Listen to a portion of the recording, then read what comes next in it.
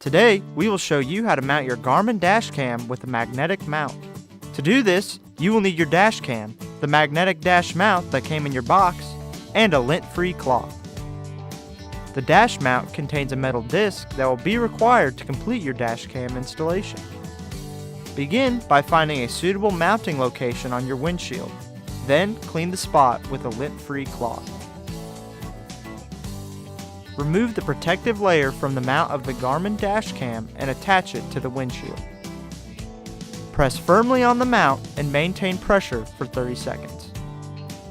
Then pull the camera and mount away from the windshield, leaving only the small magnet attached.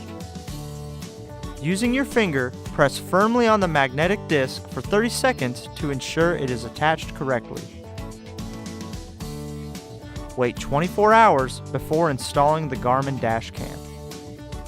After 24 hours, reattach the Garmin Dash Cam to the magnetic mount and attach the power cable. The power cable has been designed to easily run upwards towards your vehicle's headliner, giving you the option to discreetly route the power cable to your vehicle's power source. We recommend routing the power cable around the edge of the windshield and tucking it into the gap between windshield and trim. And that's it. Thanks for watching.